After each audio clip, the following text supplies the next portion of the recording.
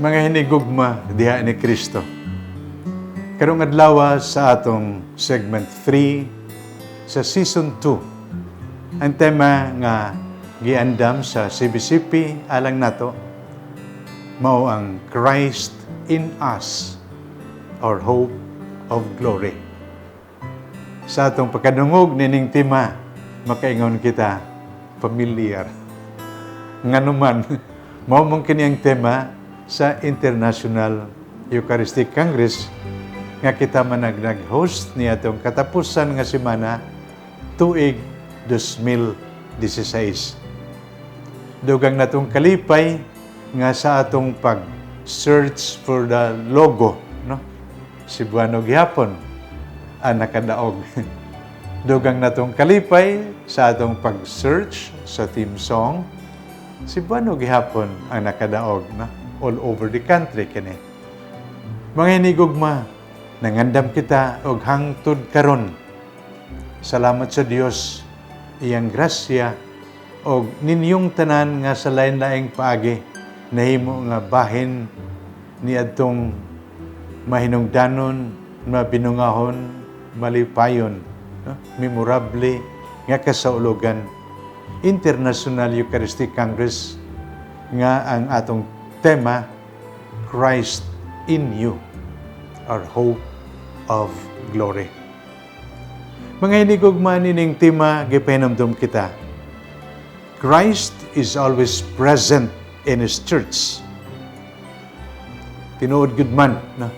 Diha sa liturhiya, diha sa mga buluhaton sa simbahan, gipahinumdum kita.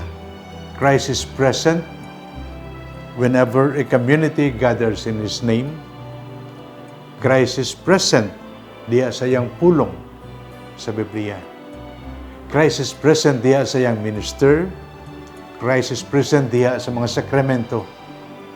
Pero labi na, giingon, labaw sa nga tanan, par excellence, diya sa Eucharistia. O niyato, mayroon kita, Christ in us, our hope of glory. Tungod kay nining atong pagsaulog, gipahinumdum kita, nga ang bunga nining tanan, nga kita mahimong labing Kristuhanon. Matod pa, because we partake of the one bread, we become what we receive. Nangalawat kita kay Kristo, nahimo kitang Kristuhanon. We share in the glory of God. The glory ang himaya sa Dios, mao iyang pagka-Dios. Mao nga kung atong pamalandungan sa atong kasimple kayano bilang tawo, tungod kay kita niambit sa Eucharistia, Christ is our hope of glory. Atong paglaom sa himaya kinabuhing Dios nun, nagsugod dinihing yuta, magpadayon sa kinabuhing walang katugtuban. Mga hinigugma, pagkanindot huna-unaon nga kini halad sa Dios alang natong tanan. Og pirmi nato gipahinumdum tungod kay it's not always the case, but in the Philippines, the coming of the Spaniards were associated with the first Mass, pagkanindot pamalandungan, grasya kini sa Ginoo. Og nahimo bahin sa atong kultura nga gitudlo nato sa mga unang misyonero, hatagan nato importansya mga pagsimba adlaw nga Domingo ug Pangilin. Mao salamat bisan sa atong mga kapoy-apuyan, mga ginikanan niadto bata pa kita. Ug karon atong makita gihapon, salamat ninyo mga ginikanan, inyo gitraining kining kabataan paghatag importansya sa misa, gidilapag sa ulog sa misa. Nganuman, Christ in us, or hope of glory. Ang himaya sa Dios labi nato ma-experiensyahan pinaagi nining atong panagtigom labi na sa santos nga misa. Matuod pa sa katekismo, by the mystery of His dying and rising, kining iyang Paschal mystery, si Kristo is our hope of glory.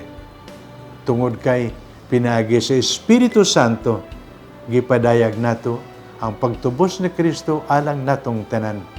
Kita nga niadto layo sa Dios tungod sa sala, tungod kay Kristo nahirani sa Dios, duol sa Dios. Niadto kita nga layo sa Dios, pinaagi sa sakripisyo ni Kristo, kita nahimong mga anak sa Dios.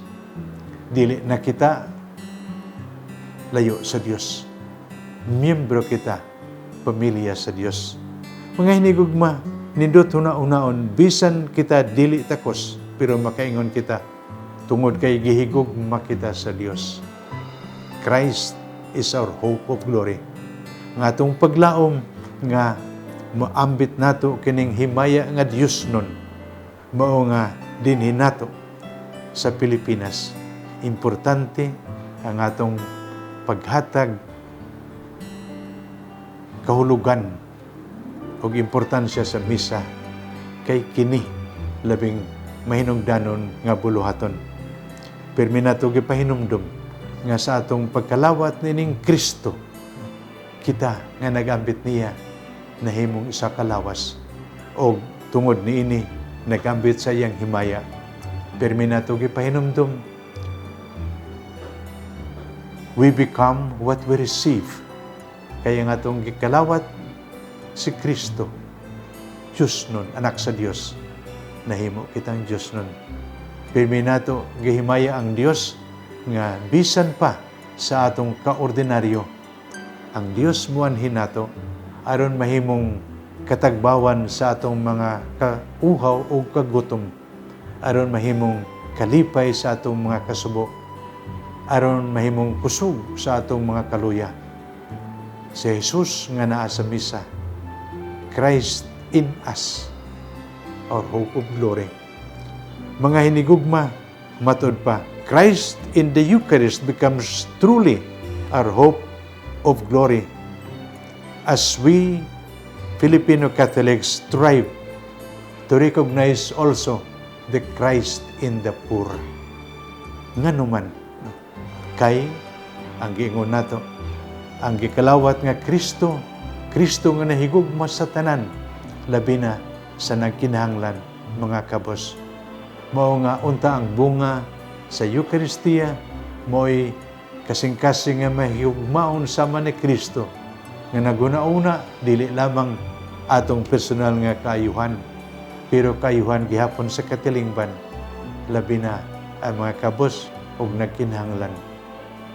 Ang atong mga street children, ang atong mga drug addicts, ang atong mga unemployed, ang atong mga magsakit, sila gihigugma ni Kristo. Christ in us, our hope of glory. Sa atong pagkalawat nining Kristo, labing mahimayaon ang Diyos sa atong kinabuhi. Kung sama ni Kristo, doon na kita'y kabalaka, gugma, paningkamot, aron atong layo pa sa simbahan o sa Diyos, muduol sa Ginoong mahigugmaon. Mga hinigugma, daghang salamat sa inyong padayong pagpaminaw o pagpartisipar nining atong pagsangyaw 2021. Lauman nato nga ang bunga niini mo'y kinabuhi nga nausab.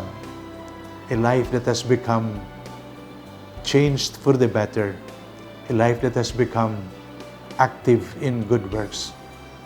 A life that has become strong in faith and lively in good works. A life of peace. Kanyong tanan, daghang salamat. God bless you all.